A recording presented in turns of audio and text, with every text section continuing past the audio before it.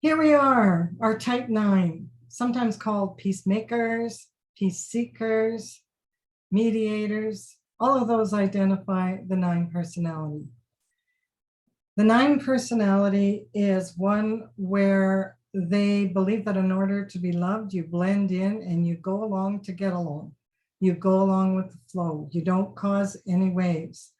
Therefore, they seek harmony and peace, and they're inclusive and amiable and appearing to be easygoing and going along, comfortable and steady.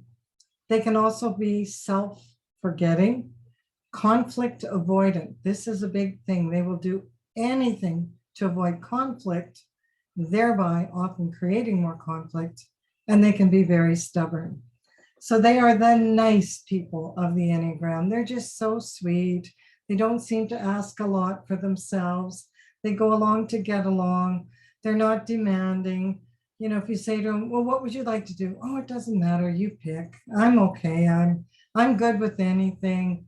They are very sweet.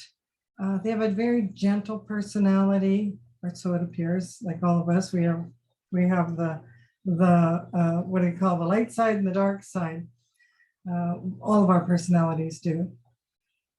So from a child, they formed the perspective that in order to get love, that they had to be the peacemakers or not ask for anything.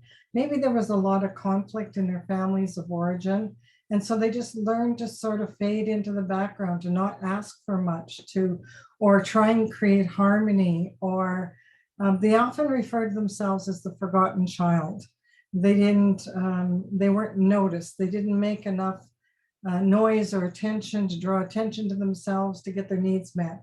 They never learned how to speak up to get their needs met.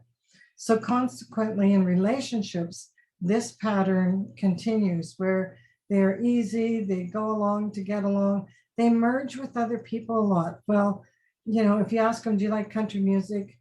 Not really, but they'll listen to country music endlessly if their partner likes it. They have difficulty forming opinions about themselves or what they need or want until they've done some self-growth, or they're farther along in life, where they're tired of dancing to the drum of everybody else, or they've gotten, there can be an underlying anger, which the peace seeker does not want to acknowledge, because that doesn't go with the nice, easygoing personality, but it's there. And at times it will erupt like a volcano, and then they'll go back to being nice again. They get very frustrated going along with other people. They can often get, in stress situations, they can get disoriented, they can lose focus, they can get off track. When they're stressed, they tend to do this and then go to that and then go to that, and they're not very focused. They're kind of all over the map. This can create challenges in relationship. One of the other patterns that the peace seeker has is passive aggressive behavior. They believe by going along, they're not going to cause any waves. They're not going to cause any conflict. So in the present moment, maybe they're in a relationship and their partner says, we're going on holidays, so here's the itinerary, and we're going to do this, this, this, and this, because maybe they're a perfecter or whatever, and they need a plan, and they need it to be organized. So are you okay with all this? Yep, that all looks great. And then you're in day 2, and all of a sudden there's resistance, or there's stubbornness, or there's outright not telling you what they want, but also somewhat angry because they don't want to do that. So that makes it very difficult for others to understand, because they said yes, their behavior was yes, and now it's no. Or, I here's my bias.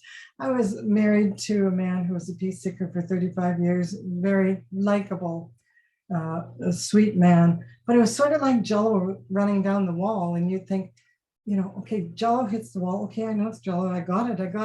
And then all of a sudden it runs through your fingers, and you just don't know where you're at with them all the time, because they never give you the direct answer of what they want or need or what they're feeling. And again, that comes because in all of our personalities, until we do that development, we don't know that.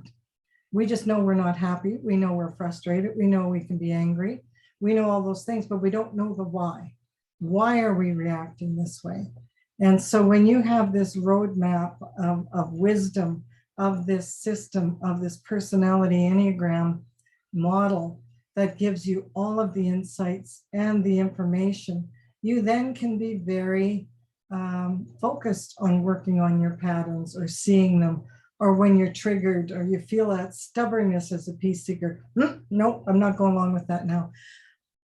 But communicating it, you can speak up and say, you know, I really don't like country music and I am tired of listening to that. And I'd like to listen to rock music.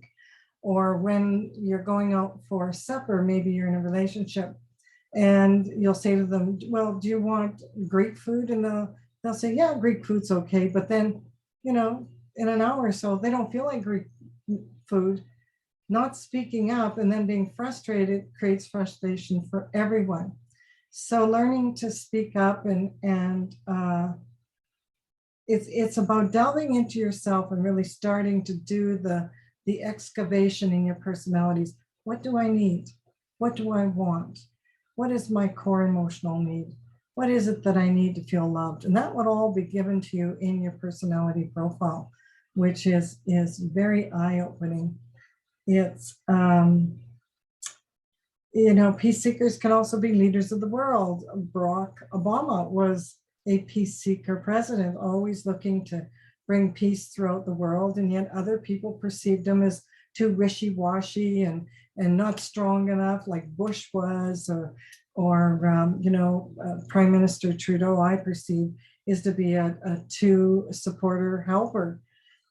Maybe not always a strong helpers aren't always a strong personality or a strong leader. They can be leaders, but depends on the role they're in. They're more there for caring and nurturing, and maybe not challenging, right? Like an assertive would be. So we've gone through a lot of these different personalities. I again encourage you to delve into the Enneagram, do some Enneagram work. I have all the resources that you will ever need. I've got videos and profiles and do personality readings and use it as the basis of my coaching. And it has helped people to thrive. It has helped people to really understand, who am I?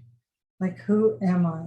And what's my value in the world? And for me, it's given me a foundation. I used to feel I was clothes on a clothesline. My hands were attached to the line, but my feet were flapping in the wind and I was somebody for everybody. Now I'm very grounded. I really understand. I can speak up for myself. I can say yes or no. And it's how I say it that makes a difference. Instead of yes, no, I've now learned the tools of the tone of voice, how to word things, the scripts. That's often things that I do give my clients, is the scripts of how to say it, which makes the difference in the delivery and can get couples back together, resolve issues at work and in families and siblings and parenting. There's also parenting styles for each of the personality types. So I'd love to hear from you. Please click that button, let's chat, on my website, eileenhead.com. Many resources, some of them are free, and I can set you on your journey.